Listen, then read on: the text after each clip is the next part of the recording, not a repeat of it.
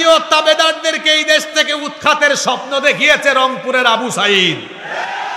আগামীর বাংলাদেশ, আগামীর পার্লামেন্ট কোরআনের পার্লামেন্ট হবে। শহীদ আবু সাইদের উত্তরসূরি এই রংপুরের মানুষদেরকে সবার আগে সেই পথ দেখাতে হবে। আমাদের কোন নেতা কর্মী, কোন ভাইয়েরা, কোন আলেম উলামা গত 15 বছর পাকিস্তানে যায়নি, বরং ভারতীয় গোলামরা, তারা যে সত্যিকারের ভারতের পাঁচাটা গোলাম, ভারতে পালিয়ে গিয়ে তারা ভারতের গোলামি আর ভারতীয় রাজাকারের প্রমাণ দিয়েছে। তারা ভারতে পালিয়ে প্রমাণ করেছে তারা হচ্ছে ভারতের পাঁচাটা গোলাম এবং ভারতীয় রাজাকার। এই ভারতীয় রাজাকারদের স্থান আগামীর বাংলাদেশে হবে না ইনশাআল্লাহ। এখান থেকে একটা শিক্ষা আপনাদের জন্য আছে। উনি যার নাম বলছেন তিনি হচ্ছেন বাংলাদেশে এই কোরআনের তাফসীর ময়দানের রূপকার। এখান থেকে একটা শিক্ষা নেন, আমার দিকে তাকান। এই চাচা থেকে একটা শিক্ষাও নেওয়ার আছে। শিক্ষা হচ্ছে এই জালেমরা কোরআনের পাখি আল্লামা দেলোয়ার হোসেন সাঈদীকে তারা যুদ্ধাপরাধ, মানবতা বিরোধী অভিযোগ এনে এই নাটক মঞ্চস্থ করে চেয়েছিল এই চাচার মতো গোটা বাংলাদেশের প্রত্যেকটি মানুষের হৃদয় থেকে আল্লামা সাঈদীর নাম মুছে দিতে। কিন্তু আল্লামা সাঈদীকে জনবিচ্ছিন্ন করতে গিয়ে তারা নিজেরাই এখন জনবিচ্ছিন্ন হয়ে তাদের মামু বাড়িতে পালিয়ে গিয়েছে। জুলাই আগস্টে যে বিপ্লব হয়েছে সেটা গণবিপ্লব। তবে আমরা নতুন আরেকটি স্বপ্ন দেখছি, সেটা হলো অতি সন্নিকটে খুব শীঘ্রই বাংলাদেশে আরেকটি বিপ্লব অনুষ্ঠিত হবে ইনশাআল্লাহ। সেই বিপ্লব হবে আলেম ওলামা, ইসলাম প্রিয়, কোরআন প্রিয় সকল তাওহীদবাদী লোকদের সম্মিলনে এদেশে ইসলামের গণজোয়ার সৃষ্টি করে আল্লাহর কোরআনের রাজ কায়েমের জন্য খুব শীঘ্রই আরেকটি ইসলামী বিপ্লব এদেশে অনুষ্ঠিত হবে ইনশাআল্লাহ। কারণ এই দেশকে সত্যিকার অর্থেই যদি আমরা সংস্কার করে বৈষম্যহীন বাংলাদেশ হিসেবে এই দেশকে যদি আমরা গড়ে তুলতে চাই, আল্লাহর কোরআনের শাসন এবং নবীর সুন্নতের বাস্তবায়ন ছাড়া এর কোনো বিকল্প নাই। এজন্য আমরা বলি সবকিছু বাংলাদেশে আমরা দেখেছি। 71 সালে এই দেশ স্বাধীন হওয়ার পর থেকে 2024 পর্যন্ত এই 54 বছরে আমরা বহু দলের শাসন দেখেছি, সব কিছু আমরা দেখেছি। কিন্তু আমরা এখনো দেখি নাই যেটা আল কোরআনের পূর্ণাঙ্গ শাসন। সব কিছু এখন দেখা শেষ, সামনে বাকি আছে আমরা দেখতে চাই আল কোরআনের বাংলাদেশ। আমরা আগামীর পার্লামেন্ট, এটা ইসলামের পার্লামেন্ট, কোরআনের পার্লামেন্ট হিসাবে এই পার্লামেন্টকে দেখতে চাই। এজন্য বাংলাদেশের প্রত্যেকটি সংসদীয় আসন থেকে আলেম উলামা এবং ইসলাম পন্থীদেরকে আমরা নির্বাচিত করে আগামীর বাংলাদেশকে আমরা ইসলামের পার্লামেন্ট বানাবো ইনশাআল্লাহ।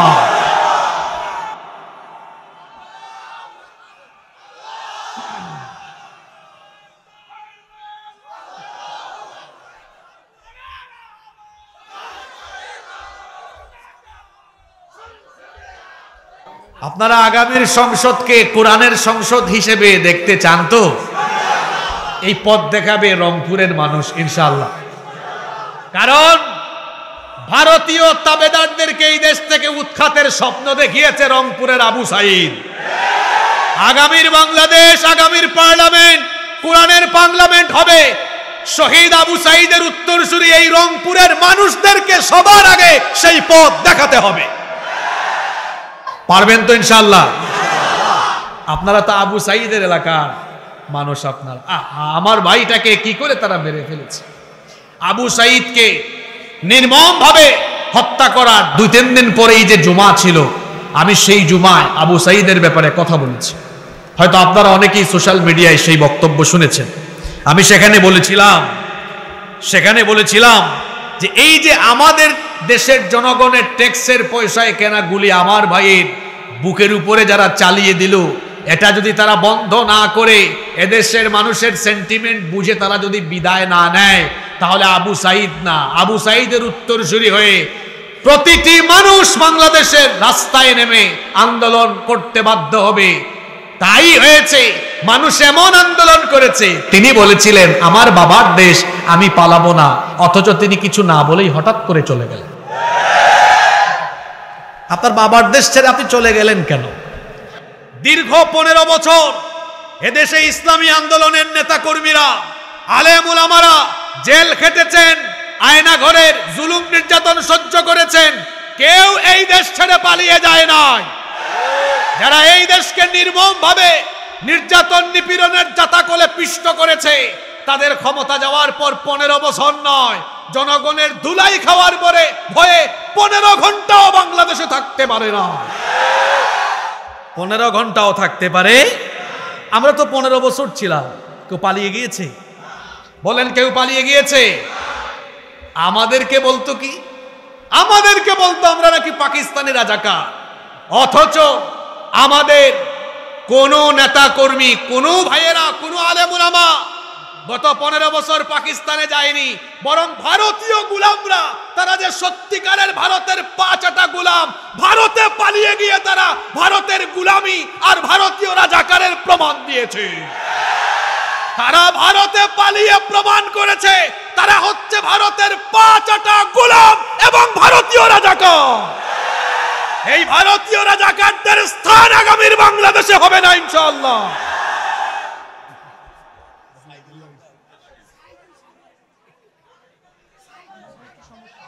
বুঝতে পেরেছি, বুঝতে পেরেছি। ঠিক আছে চাচা, বসেন। ঠিক আছে চাচা, শান্ত হন, বসেন, বসেন। এখান থেকে একটা শিক্ষা আপনাদের জন্য আছে। উনি যার নাম বলছেন, তিনি হচ্ছেন বাংলাদেশে এই কোরআনের তাফসীর ময়দানের রূপকার। এখান থেকে একটা শিক্ষা নেন, আমার দিকে তাকান। এই চাচা থেকে একটা শিক্ষাও নেওয়ার আছে। শিক্ষা হচ্ছে এই জালেমরা কোরআনের পাখি আল্লামা দেলোয়ার হোসেন সাঈদীকে তারা যুদ্ধাপরাধ, মানবতা বিরোধী অভিযোগ এনে এই নাটক মঞ্চস্থ করে চেয়েছিল এই চাচার মতো গোটা বাংলাদেশের প্রত্যেকটি মানুষের হৃদয় থেকে আল্লামা সাঈদীর নাম মুছে দিতে। কিন্তু আল্লামা সাঈদীকে জনবিচ্ছিন্ন করতে গিয়ে তারা নিজেরাই এখন জনবিচ্ছিন্ন হয়ে তাদের মামু বাড়িতে পালিয়ে গিয়েছে। এই চাচার ঘটনা থেকে শিক্ষাও নেওয়ার আছে। প্রত্যেকটা ঘটনার ভেতর থেকে আপনি শিক্ষা খুঁজে নেন। পজিটিভও থাকে, নেগেটিভও থাকে। এখন আমাকে তো আপনারা উঠিয়েছেন এমন সময়, এই টাইমে মাহফিল শেষ হয়, এই টাইমে আমি শুরুই করলাম আজকে। তো আমাকে কি আপনারা কয়েক মিনিট সহযোগিতা করবেন? আজকে আমরা জাতির পিতা নিয়ে আলোচনা করব ইনশাআল্লাহ। উল্টা পাল্টা বুঝছেন নাকি? আবার এক গোষ্ঠী তো জোর করে বানাই ফেলে।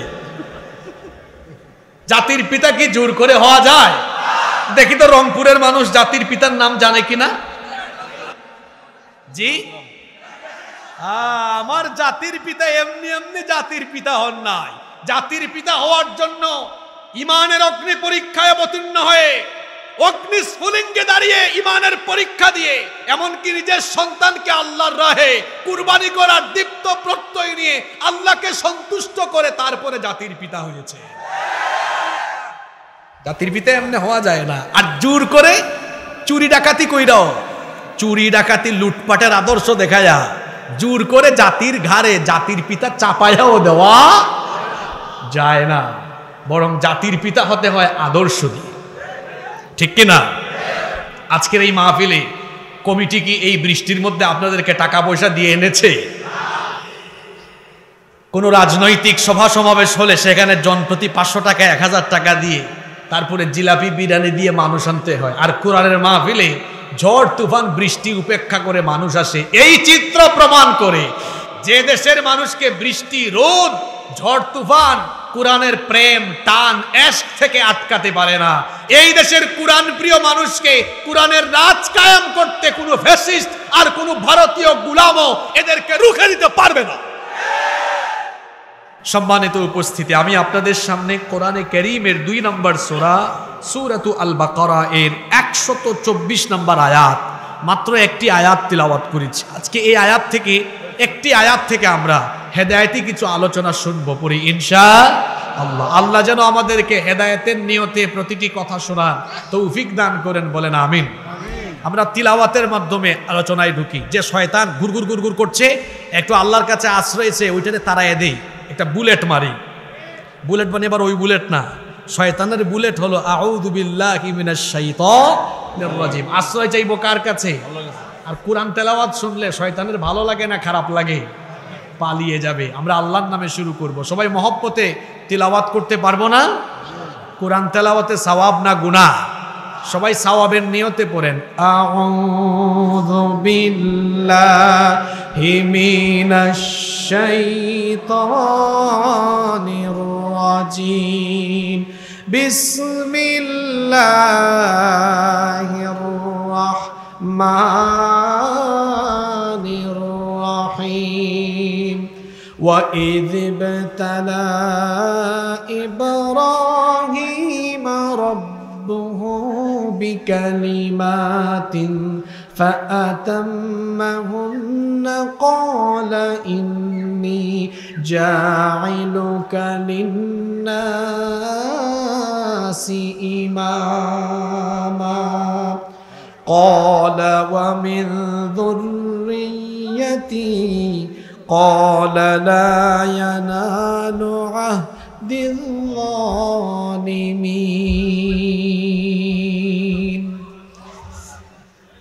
অভিশপ্ত বিতাড়িত শয়তান থেকে আমরা আল্লাহর কাছে পানাহ চাই। পরম করুণাময় দয়াবান আল্লাহর নামে শুরু করছি। ইরশাদ হচ্ছে, وَإِذِ ابْتَلَى إِبْرَاهِيمَ رَبُّهُ بِكَلِمَاتٍ। আর স্মরণ করো যখন ইব্রাহিমকে তার রব কয়েকটি কালিমা, কয়েকটি বাক্য দ্বারা পরীক্ষা করলেন। ফাআতাম্মাহুন, অতঃপর প্রত্যেকটি পরীক্ষায় তিনি উত্তীর্ণ হয়ে গেলেন। সুবহানাল্লাহ। যখন তিনি উত্তীর্ণ হয়ে গেলেন, আল্লাহ তাআলা বললেন, ক্বালা ইন্নী জাইলুকা লিন্নাসি ইমামা। ইব্রাহিম, নিশ্চয়ই আমি তোমাকে মানব জাতির নেতা বানাবো। সুবহানাল্লাহ পড়বেন না? ক্বালা, ইব্রাহিম আলাইহিস সালাম বললেন, ওয়া মিন যুররিয়াতি, আমার বংশধারা থেকেও বানিয়ে দিও। আল্লাহ বললেন, ক্বালা লা ইয়ানালু আহদিয যালিমিন, জালিমদের ব্যাপারে আমি আমার কোনো ওয়াদা করি নাই, এই ওয়াদা পূরণ করব কোত্থেকে? ওয়াদাও নাই, ওয়াদাও। আল্লাহ বলছেন ইব্রাহিমকে তার রব পরীক্ষা করলেন। জোরে বলেন তো কি করলেন?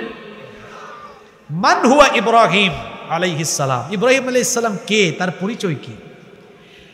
আদম আলাইহিস সালামকে বলা হয় আবুল বাশার, মানব জাতির পিতা। আর ইব্রাহিম আলাইহিস সালামকে বলা হয় আবুল আম্বিয়া, নবীগণের পিতা। সুবহানাল্লাহ। তাহলে এই উপাধিটা মনে রাখতে হবে। আদম আলাইহিস সালামকে বলা হয় মানব জাতির পিতা, আর ইব্রাহিম আলাইহিস সালামকে কি বলা হয়? রংপুরের মানুষ তো খুব জ্ঞানী মানুষ, আমি জানি। হ্যাঁ, তিনি জাতির পিতা, ঠিক আছে। আরো একটা পরিচয় আছে, আবুল আম্বিয়া, নবীগণের পিতা। কার পিতা? কেন তাকে নবীগণের পিতা বলা হয়? শুনেন তাহলে। আদম আলাইহিস সালাম থেকে নিয়ে ইব্রাহিম আলাইহিস সালামের আগমনের আগ পর্যন্ত পৃথিবীতে 10 বা 12 জন নবী এসেছে। কয়জন? 10 বা 12 জন। এরপরে যে আরো লক্ষাধিকের উপরে অসংখ্য নবীরা এসেছেন, সকল নবীরা হলেন ইব্রাহিম নবীর বংশধর। সুবহানাল্লাহ কইতে ইচ্ছে করে না? তাহলে ইব্রাহিম আলাইহিস সালাম 1-2 জন নবীর বাপ না অসংখ্য নবী রাসূলের বাপ? অসংখ্য নবী রাসূলের বাপ তিনি। এজন্য তাকে বলা হয় নবীগণের পিতা। জাতির পিতা তো ঠিকই আছে, আবার কার পিতা? নবীগণেরও পিতা। আপনারা বলবেন হুজুর কেমনে? তাকান আমার দিকে, তিনি কিভাবে নবীগণের পিতা হলেন?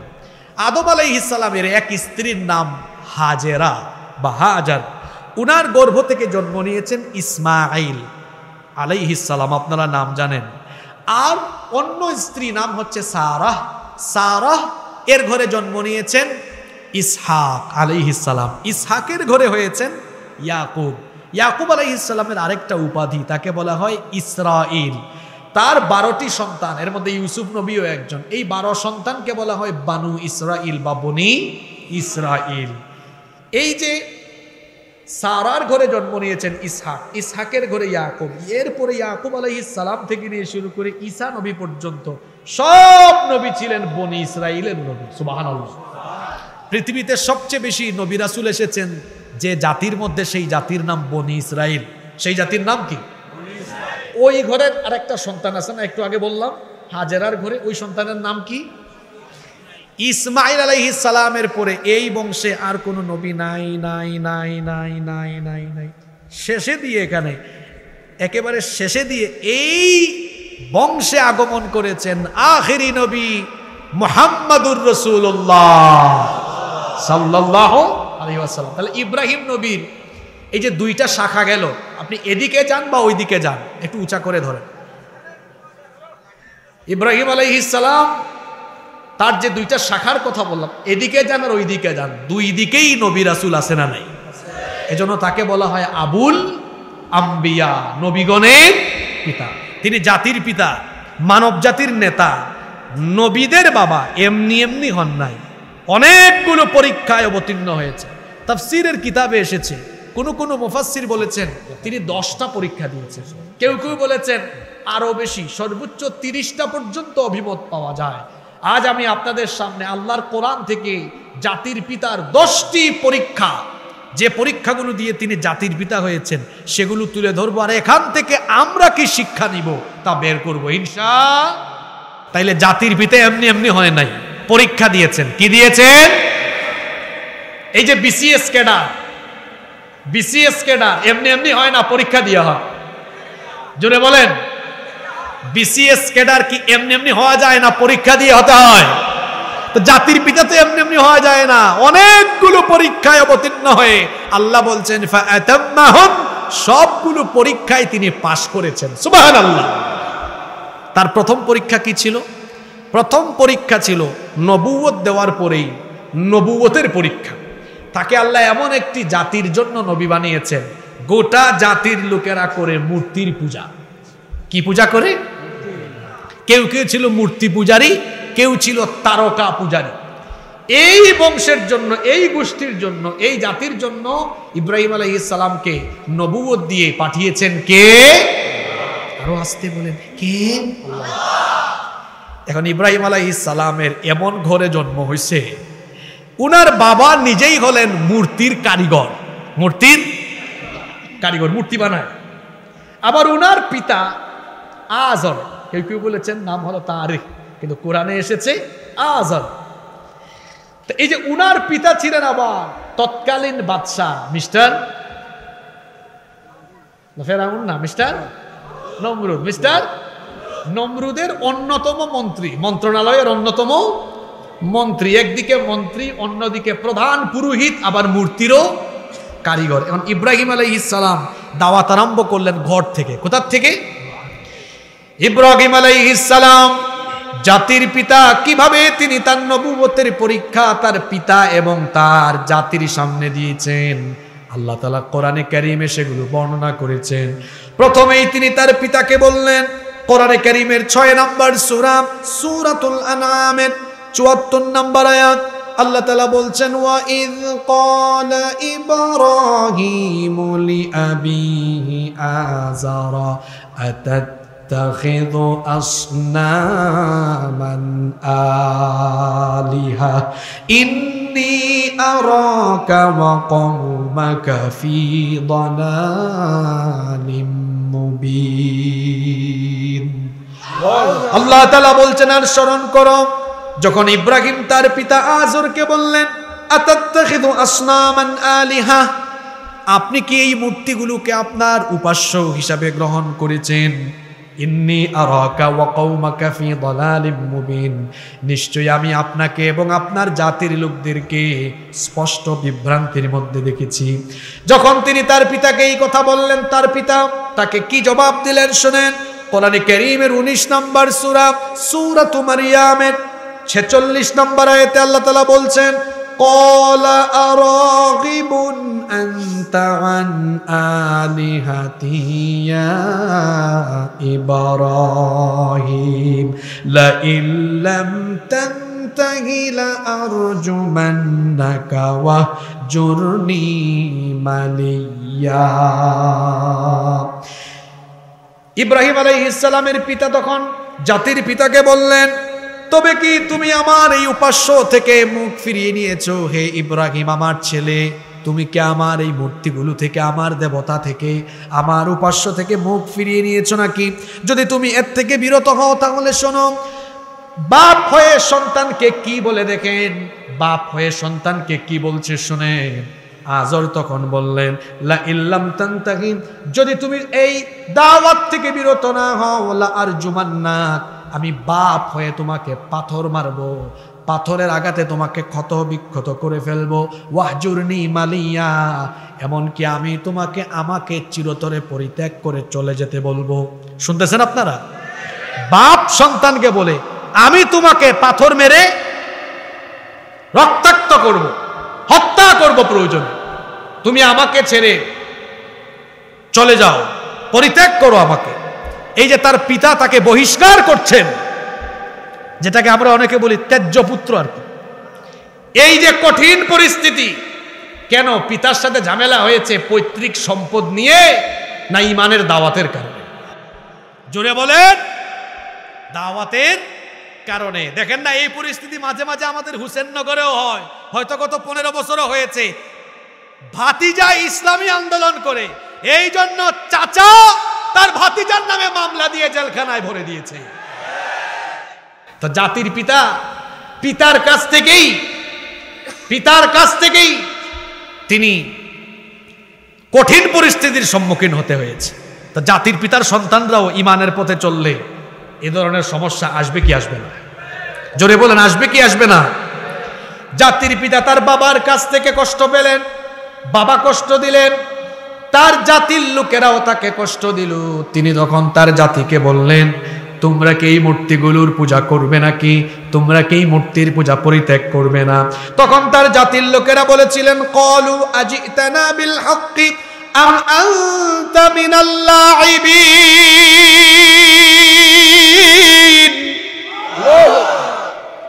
তার জাতির কাফের নেতারা বলেছিল, তুমি কি এই কর্মকাণ্ড বন্ধ করবে না? তুমি কি তোমার কৌতুক, তোমার অভিনয় থামাবে না? হয় তুমি সত্য সহ কোনো মুজিজা আনো, নইলে তোমার কৌতুক বন্ধ করো। নাউজুবিল্লাহ। আমাদের জাতির পিতার সাথে আমাদের নবীরও দাওয়াতের মিল আছে। আমার নবীও যখন দাওয়াত আরম্ভ করেছেন, সবার আগে বিরোধিতা করেছে তার নিজের আপনজন। আবু লাহাব পাশের বাড়ির মানুষ, সাফা পাহাড়ে আমার নবীর মাথা ফাটিয়ে দিয়েছে। এই যে আমরা বাংলাদেশে কোরআনের কথা বলি, আমরা দিন কায়েমের আন্দোলন করি। এই যে বাংলাদেশে দেখবেন, আপনি গত 15 বছর দেখেছেন কোরআনের মাহফিল করলে ওই ঢাকা থেকে ভাতের হোটেলের মালিক এসে এখানে বাধা দেয় না। আপনি দেখবেন আপনার আশেপাশের বাড়ির লোকজন থানায় গিয়ে মাহফিল বন্ধের জন্য ষড়যন্ত্র করে। বোঝা গেল দিন কায়েমের দাওয়াতে বাধা দূর থেকে আসার আগে, কাছের থেকে আগে। আল্লাহর নবীকে কি তারা গালিগালাজ করে নাই? কি গালি দিয়েছে? গালি দিয়েছে 40 বছর পর্যন্ত বলেছে আল আমিন, সুবহানাল্লাহ। কোনো গালিগালাজ করে নাই। দাওয়াত দেওয়ার পরে বলেছে সাহেব, জাদুকর, কাযযাব, মিথ্যাবাদী, মাজনুন, পাগল, শায়ের, কবি, নাউযু বিল্লাহি মিন যালিক। এখনো কোরআন বিরোধীরা দেখবেন কোরআনের পথের সৈনিকদেরকে গালিগালাজ করে। আলেম ওলামা দেখলেই তাদের নাকে এত ডিস্টার্ব, নাকে শুধু জঙ্গি জঙ্গি গন্ধ লাগে। এখনকার আধুনিক গালি জঙ্গি জঙ্গি, স্বাধীনতা বিরোধী, যুদ্ধাপরাধী। কোরআন নাজিলের যুগেও কোরআন বিরোধীরা কোরআনওয়ালাদেরকে গালি দিয়েছে। 1500 বছর পরে কোরআন বিরোধীরা এখনো কোরআনওয়ালাদেরকে গালি দেয়। তাহলে গালির খাসলত মিল আছে, ভার্সন শুধু আপডেট হয়েছে। ভার্সন কি হয়েছে দেখেন না, আইফোন প্রতি বছর তার ভার্সন চেঞ্জ করে। 11, 12, 13, 14, 15, এখন কত আসছে? 16। নাম কি চেঞ্জ হয়েছে না আইফোনই আছে? নাম ঠিক আছে, শুধু মডেল বা ভার্সন। 1500 বছর আগে আবু জাহাল আর আবু লাহাবের খাসলত, এখনকার এই যুগের আধুনিক আবু জেহেল, আবু লাহাবরা এই খাসলত ধরে রেখেছে, শুধু গালির নমুনাটা পরিবর্তন করেছে। কথা কি বোঝা যায়? তাইলে জাতির পিতার প্রথম পরীক্ষা নবুয়তের পরীক্ষা। যখন তার ঘরে তার পিতাকে দাওয়াত দিলেন, তার জাতির লোকদেরকে দাওয়াত দিলেন, জাতির পিতাকে ঠাট্টা করলো, বিদ্রুপ করলো, সমালোচনা করলো। আমার জাতির পিতা কি মন খারাপ করে দাওয়াত বন্ধ করেছেন না চালিয়ে গিয়েছেন? তাহলে জাতির পিতা এই পরীক্ষায় পাস না ফেল? জোরে বলেন, পাস না ফেল? এই পরীক্ষায় পাস। দ্বিতীয় পরীক্ষা, এবার জাতির পিতা দ্বিতীয় যে পরীক্ষা অবতীর্ণ হলেন সেটা হচ্ছে বুদ্ধিবৃত্তিক পরীক্ষা, মনস্তাত্ত্বিক পরীক্ষা। তার জাতির লোকদের, কাফির নেতৃবৃন্দের সাথে তিনি এবার ডিবেট করছেন। এটা হবে মনস্তাত্ত্বিক পরীক্ষা। তারা করছে মূর্তি পূজা, আর আমার জাতির পিতা করছেন আল্লাহর ইবাদত। সুবহানাল্লাহ। এখন জাতির পিতা বুদ্ধিবৃত্তিক ভাবে এদেরকে বুঝাই দিবেন আমার রব শ্রেষ্ঠ। তিনি চিন্তা করলেন আমার জাতির লোকেরা নিজেরা মূর্তি বানায়া এগুলার ইবাদত করে, আমার কথা শুনে না, তাইলে এই মূর্তিগুলার একটু সাইজ করা দরকার। কি করলেন তিনি? কোন পরীক্ষা এখন অবতীর্ণ হলেন শোনেন। ইব্রাহিম আলাইহিস সালামের জাতির লোকেরা বছরের একটা বিশেষ দিনে শহরের বাইরে মেলায় যেত। তারা যখন শহরের বাইরে চলে গেল, জাতির পিতা মূর্তির ঘরে ঢুকলেন। মূর্তির ঘরে ঢুকে তারপরে সবগুলা মূর্তিকে তিনি কুপাতে কুপাতে চূর্ণ বিচূর্ণ করে একটারে বাকি রাখলেন, যেটা সবার থেকে বড়টাকে বাকি রেখে কুঠার এবার তার কাঁধের উপরে লটকায়া দিয়া চলে আসলেন। এরা উৎসব থেকে ফিরে এসে দেখলো, হায় হায় হায়, আমাদের ক্ষুধার ঘর হয়ে গেছে হুদা। ক্ষুধার ঘর। এই কামটা কে করলো? যেহেতু বৃষ্টি স্নাত আবহাওয়া, আয়াত বলে বলে লম্বা করব না, কষ্টও দিব না আপনাদেরকে। তারা বলল সম্ভবত এই কাজ ইব্রাহিমের। জাতির পিতাকে ধরে আনা হলো। জাতির পিতাকে বলা হলো, কি ব্যাপার আমাদের মূর্তিগুলোর অবস্থা করলে কেন? জাতির পিতা বললেন, আমাকে কেন বলো? ওই যে দেখো না বড়টার কাঁধের উপরে কুঠার আছে, সম্ভবত সে নিজেই সবগুলারে সাইজ কইরা এখনো কুঠারটা কাঁধের উপরে নিয়ে দাঁড়ায় আছে, ওইটারে জিজ্ঞেস করো। তখন তারা বলল, ইব্রাহিম তুমি তো ভালো করেই জানো এই মূর্তিগুলো কথা শুনে না, কথা শুনে আবার জবাবও দিতে পারে না, কথাও বলতে পারে না। ইব্রাহিম আলাইহিস সালাম এই বাক বিতণ্ডার যে পরীক্ষায় অবতীর্ণ হয়েছেন, এই পরীক্ষায় তিনি উত্তীর্ণ হয়ে যাচ্ছেন। তিনি বললেন, তো যেটা তোমাদের কথাও শোনে না, এইটা তোমাদের চাহিদা মিটাবে কেমনে? যে তোমাদের কথা শুনতে পারে না, তোমাদের ফরিয়াদের জবাব দিতে পারে না, কথাও বলতে পারে না, এটা কখনো তোমাদের কিংবা মানুষের রব হতে পারে না। এই মনস্তাত্ত্বিক যুদ্ধে জাতির পিতা আবার পরীক্ষায় বিজয়ী হয়ে গেলেন। সুবহানাল্লাহ। এবার তার সামনে 3 নম্বর পরীক্ষা, আগুনের পরীক্ষা। কিসের পরীক্ষা? আগুনের পরীক্ষা। নমরুদ এবং তার সকল নেতৃবৃন্দ বলল, ইব্রাহিমকে এমনি এমনি ছাড়া যাবে না। তারা তখন বলল, ক্বালু হাররিকুহু ওয়ানসুরু আলিহাতাকুম ইন কুনতুম ফাইলিন। তাকে ধরো, তোমাদের দেবতাগুলোকে সাহায্য করো, অগ্নিকুণ্ড জ্বালাও। বিশাল আয়তনের একটি জায়গা নির্ধারণ করে আগুনের কুণ্ডুলি জ্বালানো হলো। আগুনের কুণ্ডুলি জ্বালিয়ে ইব্রাহিম আলাইহিস সালামকে শুলে চড়িয়ে যখন তারা অগ্নিকুণ্ডে নিক্ষেপ করবে, আমার জাতির পিতাই আগুনের সামনে পরীক্ষায় অবতীর্ণ। তখন ফেরেশতা এসে বললেন, ওগো আল্লাহর খলিল ইব্রাহিম, আজ আপনি কঠিন বিপদে, ইমানের কারণে আগুনের পরীক্ষার সামনাসামনি হয়ে গিয়েছেন। একটু আদেশ করেন নমরুদের আগুনের কুণ্ডলীকে নিভায়া দেই, আমি আপনাকে সাহায্য করি। তখন ইব্রাহিম আলাইহিস সালাম বললেন, ফেরেশতারে তোমার সাহায্য আমি চাই না, কারণ হলো হাসবুনাল্লাহু ওয়া নি'মাল ওয়াকিল। আমার জন্য আল্লাহই যথেষ্ট, তিনি আমার উত্তম অভিভাবক। সুবহানাল্লাহ পড়েন। জাতির পিতা এবার আগুনের সামনে ফেরেশতাকে বললেন, আমি আল্লাহর দ্বীনের কাজ করার কারণে ইমানের পরীক্ষায় আগুনের সামনে আমি এই পরীক্ষায় অবতীর্ণ হয়েছি, তোমার মতো ফেরেশতার সাহায্যের দরকার নাই। এই আগুনে ঝাঁপ দিলে যদি আমার আল্লাহ খুশি হন, একবার না বারবার ঝাঁপ দিব, আমার কোনো ভয় নাই। আল্লাহু আকবার। জাতির পিতার সন্তানরা এরকমই হবে, তারাও দিন কায়েমের জন্য আগুনের স্ফুলিঙ্গ কিংবা সাগরের উত্তাল তরঙ্গমালার উপরেও তারা সাহসী ভূমিকা অবতীর্ণ হয়ে কালেমার ঝান্ডা নিয়ে দাঁড়িয়ে থাকবে, তাও বাতিলকে কখনো ভয় করবে না। পারবো ইনশাআল্লাহ। ইব্রাহিম আলাইহিস সালামের এই পরীক্ষা দেখে আল্লাহ খুশি হয়ে গেলেন। আল্লাহ তাআলা আগুনকে বললেন, ইয়া নারু কুনি বারদাও ওয়া সালামান আলা ইব্রাহিম। হে আগুন, আল্লাহ আগুনকে বলছেন, আগুনের মালিক কে? আসতে বলবেন না, জোরে বলেন আগুনের মালিক কে? আল্লাহ বললেন, হে আগুন, আমার খলিল, আমার বন্ধু ইব্রাহিমের জন্য তুমি তোমার উত্তাপটাকে নিবারণ করে দিয়ে, হে আগুন, তুমি আমার ইব্রাহিমের জন্য নিরাপদ, শান্তিদায়ক, আরামদায়ক হয়ে যাও। নমরুদ তো খুশির ঠেলায় লাফায়, আমার শত্রু, আমার দুশ্মন ইব্রাহিমকে আগুনের কুণ্ডলিতে ফেলে দিয়েছি, ইব্রাহিম জ্বলে পুড়ে শেষ। কিন্তু বলেন তো হেফাজতের মালিক কে? সে লাফালাফি করতেছে, খুব মজায় আছে। হঠাৎ একজন বলে, লিডার অবস্থা তো খারাপ, কি হয়েছে? তাকায় দেখেন ইব্রাহিমকে আগুনের কুণ্ডলিতে ফালিয়েছেন, আগুন তার জন্য ফুল বাগান হয়ে গিয়েছে। আল্লাহু আকবার। তাহলে 3 নম্বর পরীক্ষায় তিনি, জোরে বলেন, 3 নম্বর পরীক্ষায় তিনি পাস। কয়টা পরীক্ষা শেষ হইল? ইব্রাহিম আলাইহিস সালামের জাতির একটা মানুষও ঈমান আনে না। ঈমান আনছে 2 জন। জোরে বলেন কয়জন?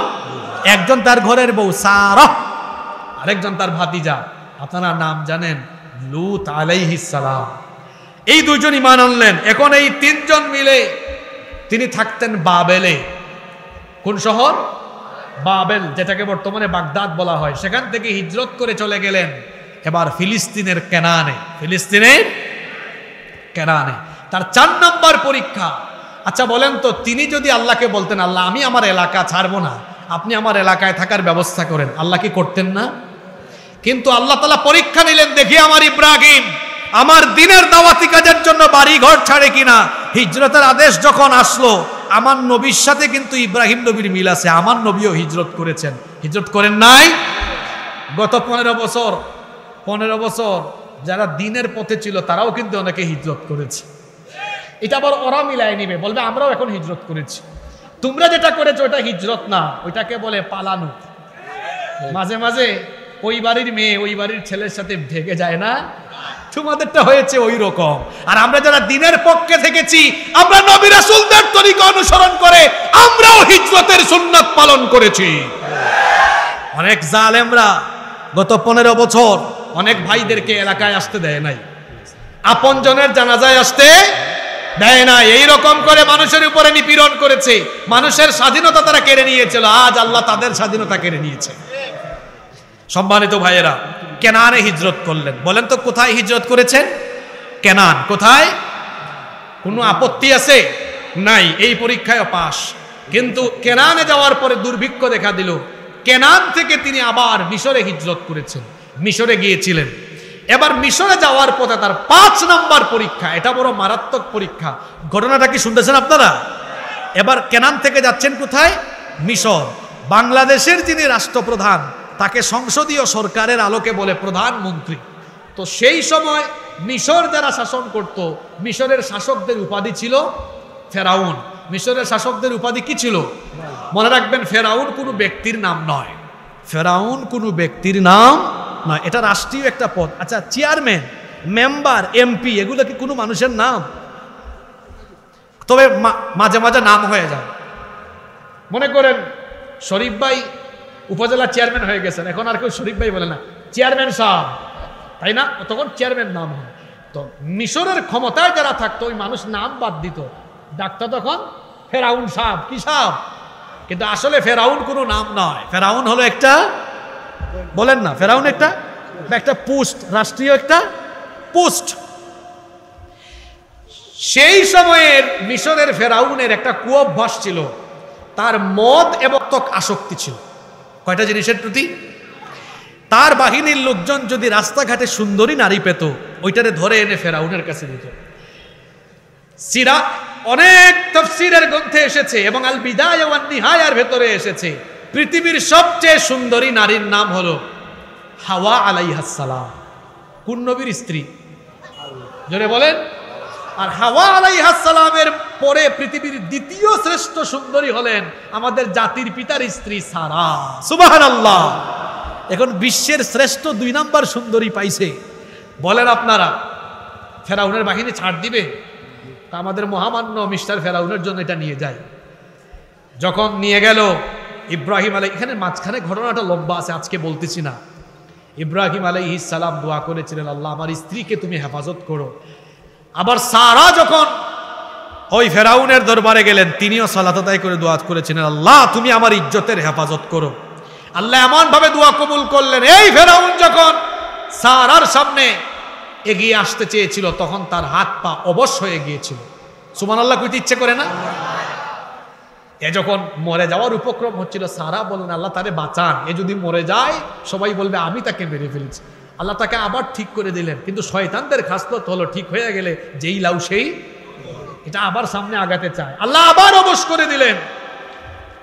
সারা বললেন আল্লাহ তাকে তুমি মেরে ফেলো না, আবার আল্লাহ তারে ঠিক করে দিলেন। তৃতীয়বার যেই লাউ, আল্লাহ আবার তারে ধরলেন। ফেরাউন বুঝলো হায় হায় হায়, এ তো মারাত্মক ডেঞ্জারাস বিপজ্জনক জায়গা, এখানে আমি আগালে বিপদ আছে। সে তখন তার বাহিনীকে এনে বললো এটারে যেখান থেকে আনছো ওইখানে নিয়ে দিয়ে আসো। সুবহানাল্লাহ পড়বেন না?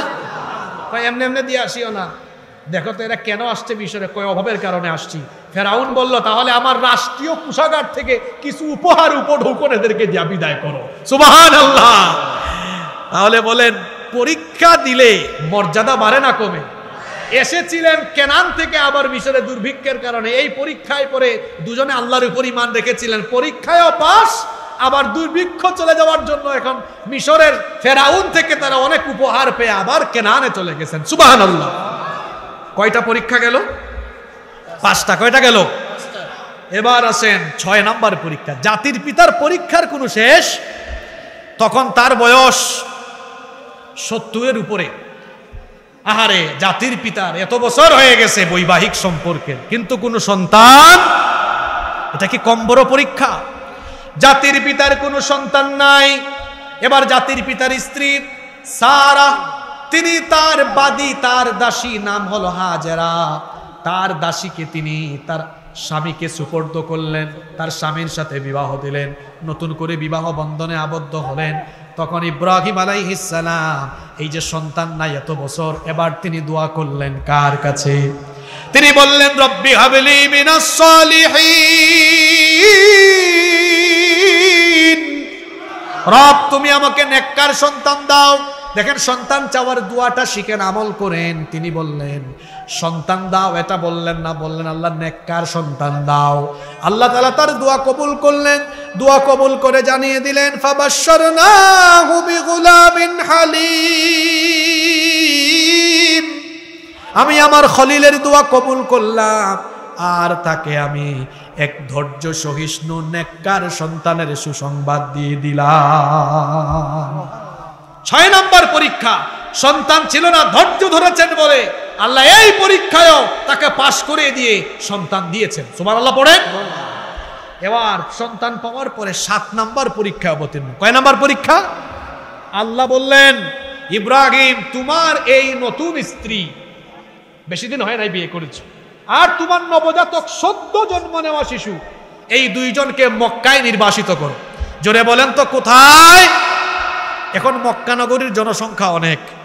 এখন মক্কা যেমন জনবহুল একটি সিটি, মক্কায় তখন কোনো মানুষ থাকতো, চতুর্দিকে ধুধু মরুভূমি। নূহ আলাইহিস সালামের প্লাবনের পরে কাবা ঘর, এটার ভিত একটু নড়ে চড়ে গিয়েছিল। এখন যে কাবা ঘর আছে, ওই দেখেন আল্লাহ কাবা ঘর বানানোর জন্য কেমনে ইব্রাহিম নবীকে কেনান থেকে তার বংশধর একদম সৌদি আরবের মক্কায় ঢুকাইয়া দিয়েছেন। সুবহানাল্লাহ কইতে ইচ্ছে করে না?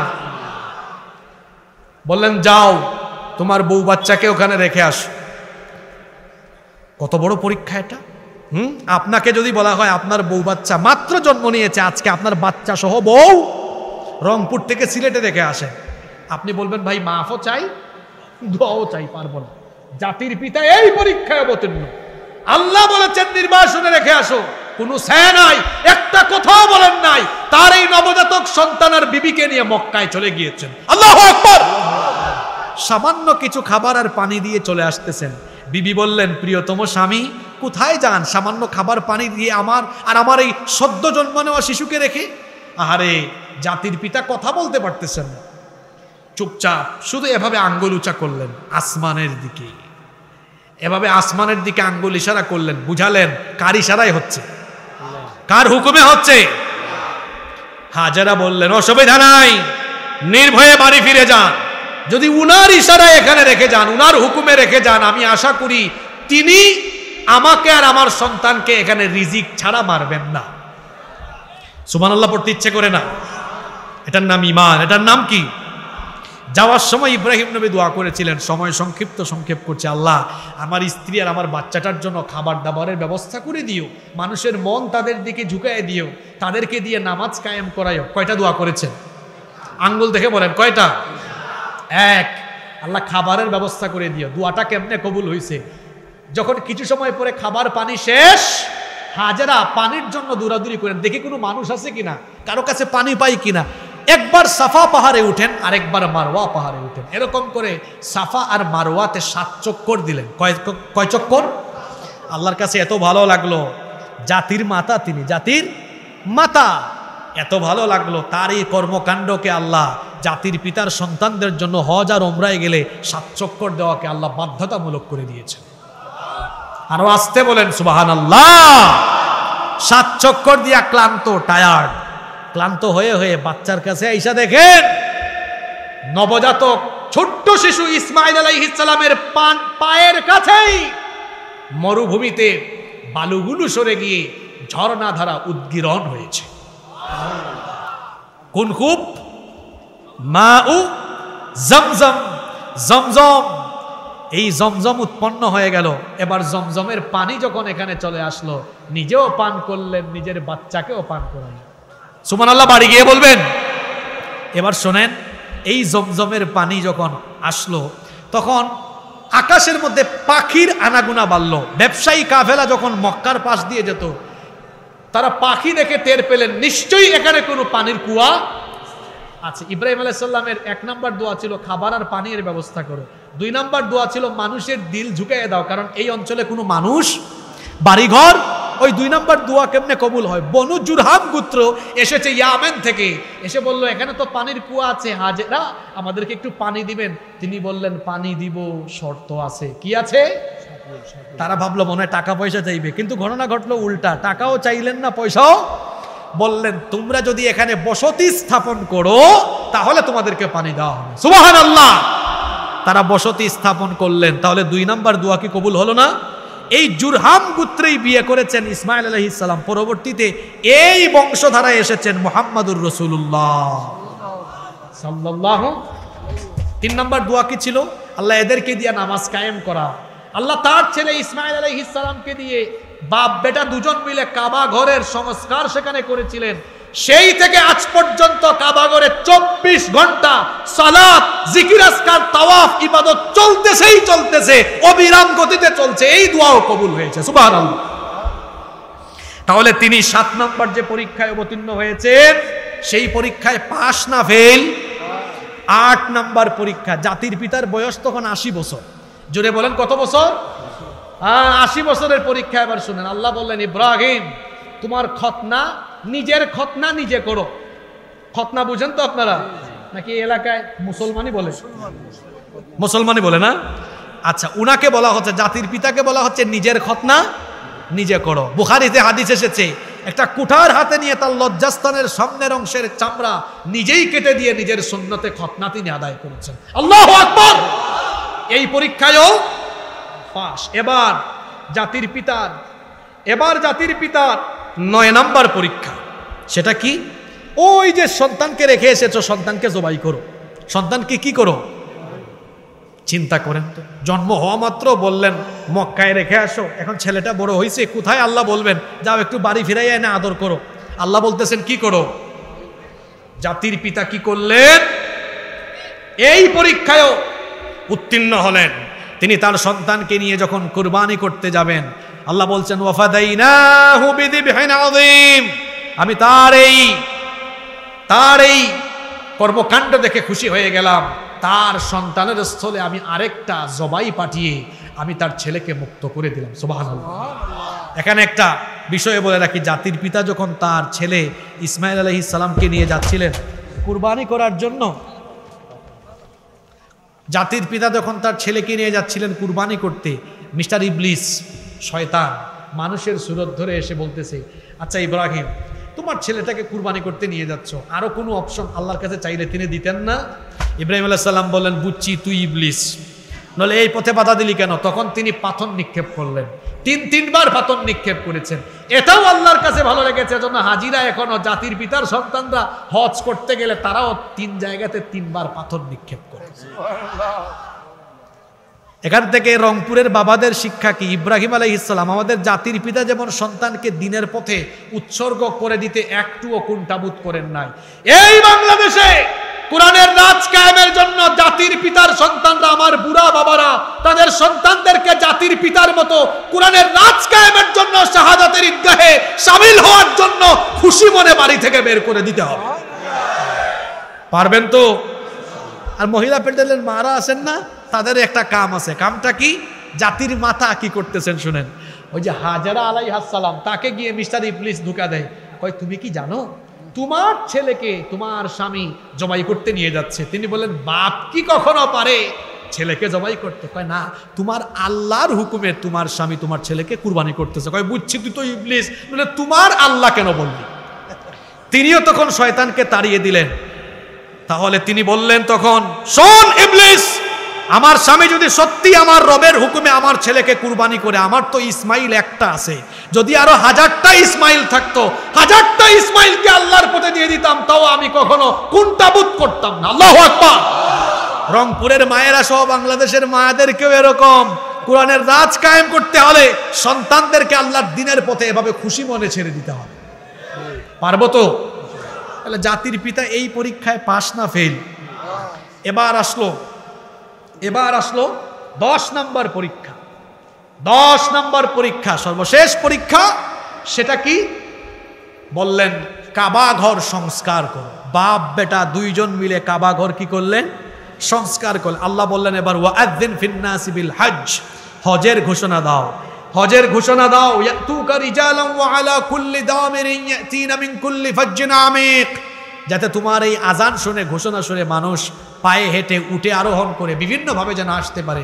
জাতির পিতা বলেন, আল্লাহ মাইক টাইক নাই, কিছু নাই, আমার আওয়াজ মানুষ শুনবে কেমনে? আল্লাহ বললেন, তোমার দায়িত্ব ঘোষণা দেওয়া, আমার দায়িত্ব পৌঁছায় দেওয়া।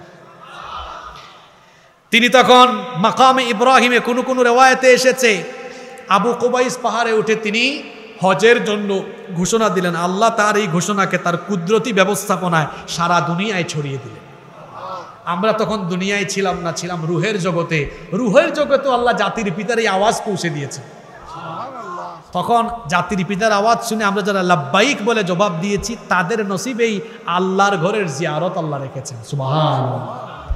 এই পরীক্ষায় বাপ বেটা 2 জন পাস। এরকম করে মোট পরীক্ষা দিলেন কয়টা? জোরে বলেন। জাতির পিতার সন্তানদের পরীক্ষা দেওয়া লাগবে না? জোরে বলেন, পরীক্ষা দেওয়া লাগবে না?